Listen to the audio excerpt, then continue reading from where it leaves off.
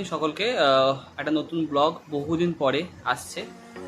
সন্ধ্যেবেলা এই ব্লগটা শুরু করার একটা কারণ সেটা হচ্ছে তোমরা সবাই জানো, বেসিক্যালি যারা আমার ফেসবুকে ফলো করো আমাকে বা ইউটিউবে যারা ফলো করো তারা সবাই জানো যে আমার একটা চ্যানেল আছে, মিউজিক চ্যানেল। তো সেই মিউজিক যে চ্যানেলটা আছে সেই মিউজিক চ্যানেলে যে মিউজিক ভিডিওগুলো আমি তৈরি করি। তো অনেকে প্রশ্ন যে স্টুডিও সেট আপটা আছে, তো সেই স্টুডিও সেট আপে কী কী লাগে, মানে কী কী ইনস্ট্রুমেন্ট বা কী কী জিনিস আছে যেগুলো থাকলে তুমিও বা তোমরাও যারা যারা চাও একটা ছোটোখাটো স্টুডিও তৈরি করে নিজের শখটাকে মেটানোর কথা, তো সেই স্টুডিও তৈরি করে কীভাবে তোমরা তোমাদের ইচ্ছেটাকে পূরণ করতে পারো এবং খুব কম বাজেটের মধ্যে দিয়ে কীভাবে তোমরা করতে পারো, তো তারই একটা ডেসক্রিপশন আমি আমার এই ভিডিওতে তোমাদের দেবো। চলো ব্লগটা আমরা শুরু করি।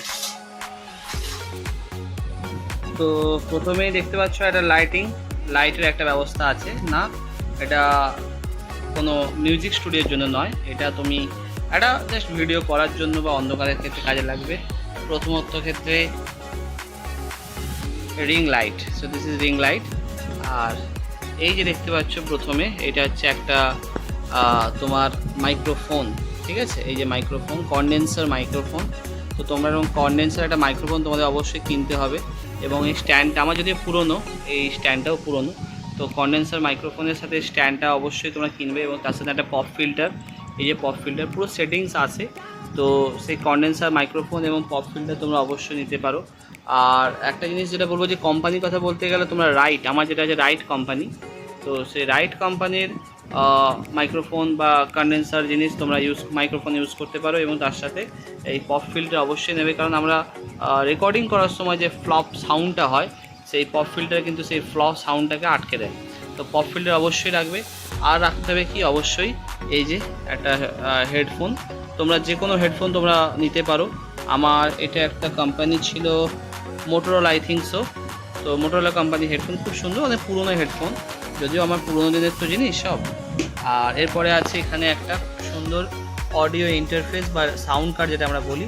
এই যে সাউন্ড কার্ড দেখতে পাচ্ছ, এই sound card live sound card, এটা ডিজিমোর কোম্পানি। কম দামে, খুব কম প্রাইসে তোমরা 2 থেকে 2,500 টাকার মধ্যে তোমরা খুব সুন্দর কম দামে একটা পেয়ে যাবে। এবং এর কানেকশান কীভাবে হয় সেটা আমরা একটা অন্য ভিডিও করব। তো এখান থেকে দেখতে পাচ্ছ বিভিন্ন কর্ড আছে, এই কর্ডগুলো তোমাদের একটা কিনতে হবে এবং কিছু কর্ড তোমরা ওই ডিজিমোর যে সাউন্ড কার্ড তার সাথে পেয়ে যাবে এবং খুব সুন্দর সাউন্ড হয় এক্ষেত্রে। আর এরপরে আসছে একটা ল্যাপটপ তো রাখতেই হবে। ল্যাপটপ না রাখলে অবশ্যই তুমি কি করে তোমার যে বেসিক্যালি সফটওয়্যারটা, সেই সফটওয়্যার আমি যেটা অডাসিটিতে করি, অডাসিটিতে তোমাকে অবশ্যই গানেগুলো এডিটিং যে সফটওয়্যারটা সেটা তো লাগবেই, তবেই কিন্তু তোমরা একটা সুন্দর আর একটা যদি পারো অবশ্যই একটা আউটপুট, মানে একটা বক্স বা একটা সাউন্ড বক্স, এখান থেকে তোমার আউটপুট বেরোবে। তো আমার ওই যে দেখতে পাচ্ছ একটা সাউন্ড বক্স আছে এবং এটা জুক কোম্পানির খুব দামি এবং ব্র্যান্ড সাউন্ড বক্স, তো তোমরা সেটাও নিতে পারো। তো এই কটা জিনিস তোমরা যে কিনে নাও, তারপরে তোমরা কেনার পরে তোমাদের সেটিং যে কীভাবে করতে হয়, আমি অনেকগুলো তার এখানে ওয়্যার দেখতে পাচ্ছ, যে ওয়্যারগুলো এখান থেকে ওখানে জুড়েছে। তো এই যে রিং লাইটের সাথে এবং বিভিন্ন লাইট আছে, বিভিন্ন রকম আছে, পাওয়ার ব্যাঙ্কও আছে আমার, তো সব কিছুই আছে। সেক্ষেত্রে সেট আপটা কীভাবে হয় সেটা আমরা অন্য ভিডিওতে দেখাবো, অন্য একটা আমি ব্লগে আসবো। আজকে এতটাই, আশা করি তোমাদের ভিডিওটা খুব ইনফরমেটিভ লাগলো। এবং তোমরা যারা যারা এখনও চাইছো ছোটোখাটো একটা স্টুডিও বানিয়ে গান গাইতে, তো তারা অবশ্যই তোমরা কিন্তু এই ছোটো ছোটো জিনিসগুলো কিনে নাও এবং খুব বাজেটের মধ্যে পেয়ে যাবে। ওই 1000-1000-এর মধ্যে সব হয়ে যাবে, ল্যাপটপটা বাদ দিয়ে।